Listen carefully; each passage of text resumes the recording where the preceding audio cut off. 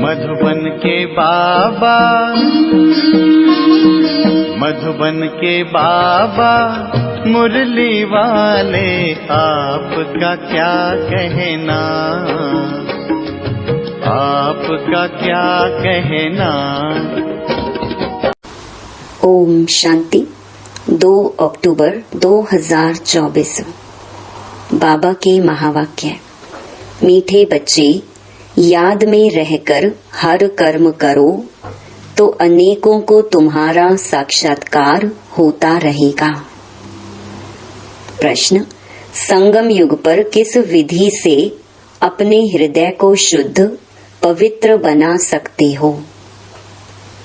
उत्तर, याद में रहकर भोजन बनाओ और याद में खाओ तो हृदय शुद्ध हो जाएगा। संगम युग पर तुम ब्राह्मणों द्वारा बनाया हुआ पवित्र ब्रह्मा भोजन देवताओं को भी बहुत पसंद है। जिनको ब्रह्मा भोजन का कदर रहता वह थाली धोकर भी पी लेते हैं। महिमा भी बहुत है। याद में बनाया हुआ भोजन खाने से ताकत मिलती है, हृदय शुद्ध हो जाता है। ओम शांति। संगम पर ही बाप आते हैं। रोज बच्चों को कहना पड़ता है कि रूहानी बाप रूहानी बच्चों को समझा रहे हैं। ऐसा क्यों कहते हैं कि बच्चे अपने को आत्मा समझो। बच्चों को यह याद पड़े, बरोबर बेहद का बाप है, आत्माओं को पढ़ाते हैं। सर्विस के लिए भिन्न भिन्न पॉइंट्स पर समझाते हैं। बच्चे कहते हैं सर्विस नहीं है, हम बाहर में सर्विस कैसे करें। बाप सर्विस की युक्तियां तो बहुत ही सहज बतलाते हैं। चित्र हाथ में हो, रघुनाथ का काला चित्र भी हो, गोरा भी हो। श्री कृष्ण का व श्री नारायण का चित्र गोरा भी हो, काला भी हो, भल छोटे चित्र ही हो। श्री कृष्ण का इतना छोटा चित्र भी बनाते हैं। तुम मंदिर के पुजारी से पूछ सकते हो, इनको काला क्यों बनाया है जबकि असुल गोरा था। वास्तव में तो शरीर काला नहीं होता है ना। तुम्हारे पास बहुत अच्छे गोरे गोरे भी रहते हैं, परंतु इनको काला क्यों बनाया है? यह तो तुम बच्चों को समझाया गया है। आत्मा कैसे भिन्न भिन्न नाम रूप धारण करते नीचे उतरती है। जब से काम चिता पर चढ़ती है तब से काला बनती है। जगतनाथ व श्रीनाथ द्वारे में ढेर यात्री होते हैं। तुमको निमंत्रण भी मिलते हैं। बोलो, हम श्रीनाथ के 84 जन्मों की जीवन कहानी सुनाते हैं। भाइयों और बहनों, आकर सुनो। ऐसा भाषण और कोई तो कर ना सके। तुम समझा सकते हो यह काला क्यों बनी है। हरेक को पावन से पतित जरूर बनना है। देवताएं जब वहां मार्ग में गए हैं तब उन्हें काला बनाया है। काम चिता पर बैठने से आयरन एजेड बन जाते हैं। आयरन का कलर काला होता है, सोने का गोल्डन। उनको कहेंगे गोरे। वही फिर 84 जन्मों के बाद काले बनते हैं। सीढ़ी का चित्र भी जरूर हाथ में हो। सीढ़ी भी बड़ी हो तो कोई भी दूर से देख सकेंगे अच्छी रीति। और तुम समझाएंगे कि भारत की यह गति है। लिखा हुआ भी है उत्थान और पतन। बच्चों को सर्विस का बहुत शौक होना चाहिए। समझाना है यह दुनिया का चक्र कैसे फिरता है। Golden age, silver age, copper age. फिर यह पुरुषोत्तम संगम युग भी दिखाना है। भल बहुत चित्र नहीं उठाओ, सीढ़ी का चित्र तो मुख्य है भारत के लिए। तुम समझा सकते हो। अब फिर से पतित से पावन तुम कैसे बन सकते हो? पतित पावन तो एक ही बाप है। उनको याद करने से सेकंड में जीवन मुक्ति मिलती है। तुम बच्चों में यह सारा ज्ञान है। बाकी तो सब अज्ञान नींद में सोए हुए हैं। भारत ज्ञान में था तो बहुत धनवान था, अभी भारत अज्ञान में है तो कितना कंगाल है। ज्ञानी मनुष्य और अज्ञानी मनुष्य होते हैं ना। देवी देवता और मनुष्य तो नामी ग्रामी हैं। देवताएं सतयुग त्रेता में, मनुष्य द्वापर कलयुग में। बच्चों की बुद्धि में सदैव रहना चाहिए सर्विस कैसे करें, वह भी बाप समझाते रहते हैं। सीढ़ी का चित्र समझाने के लिए बहुत अच्छा है। बाप कहते हैं गृहस्थ व्यवहार में रहो, शरीर निर्वाह के लिए धंधा आदि तो करना ही है, जिस्मानी विद्या भी पढ़नी है। बाकी जो टाइम मिले तो सर्विस के लिए ख्याल करना चाहिए, हम औरों का कल्याण कैसे करें। यहाँ तो तुम बहुतों का कल्याण नहीं कर सकते हो, यहाँ तो आते ही हो बाप की मुरली सुनने। इसमें ही जादू है। बाप को जादूगर कहते हैं ना, गाते भी हैं मुरली तेरी में है जादू। तुम्हारे मुख से जो मुरली बजती है उसमें जादू है। मनुष्य से देवता बन जाते हैं, ऐसा कोई जादूगर होता नहीं सिवाय बाप के। गायन भी है, मनुष्य से देवता किए करत न लागी वार।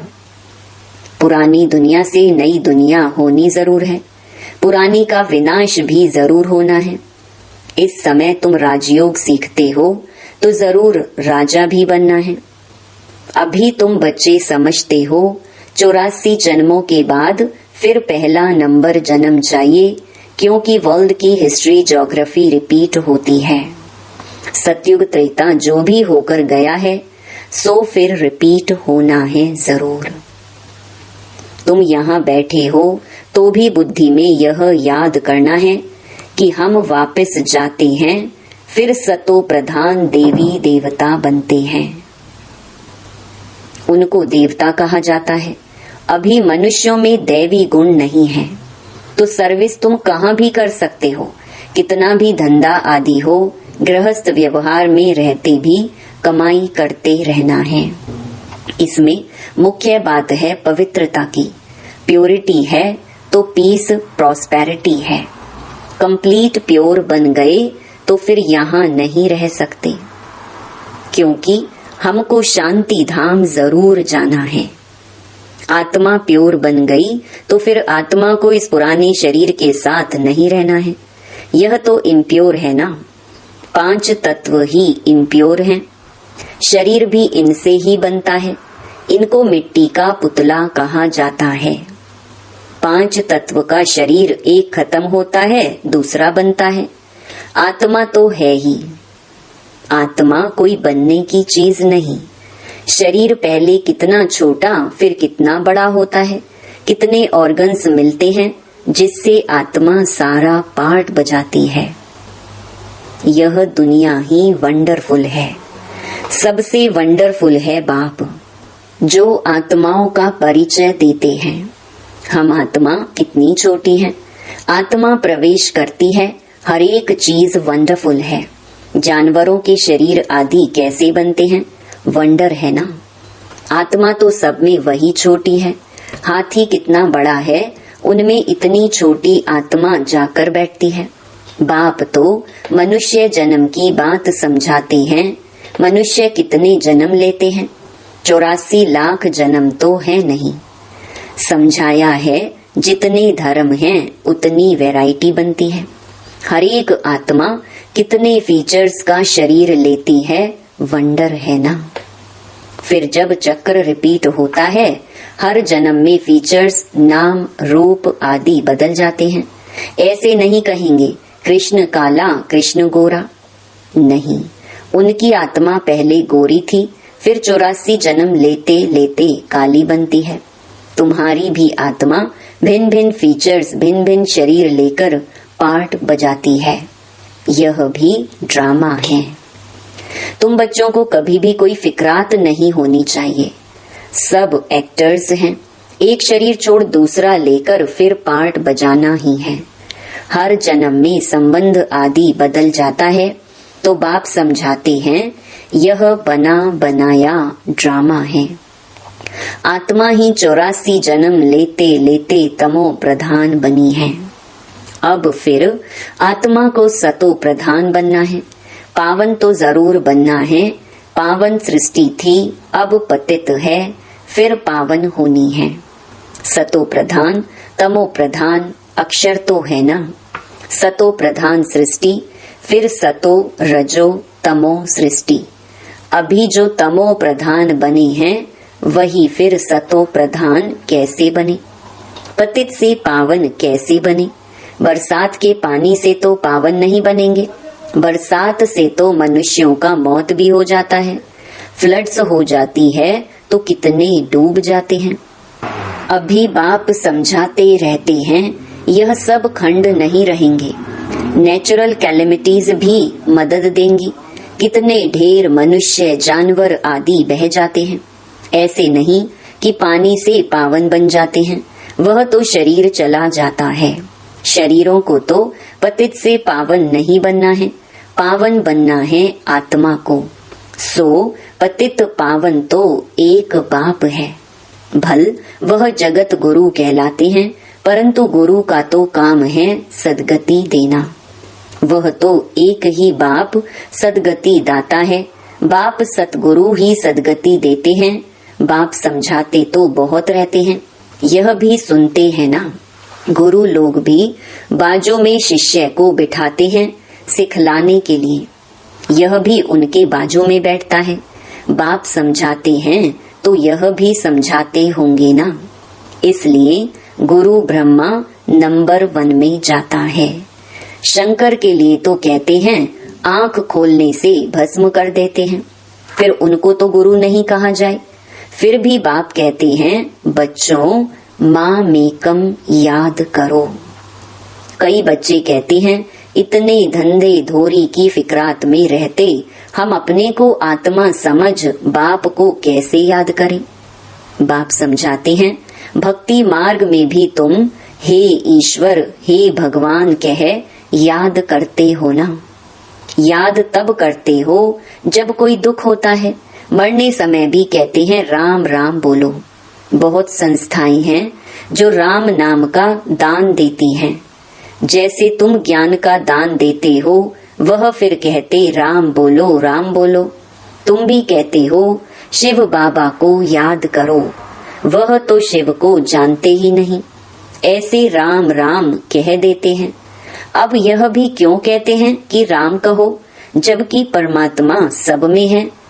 बाप बैठ समझाते हैं राम व कृष्ण को परमात्मा नहीं कहा जाता। अब यह भी क्यों कहते हैं कि राम कहो, जबकि परमात्मा सब में है।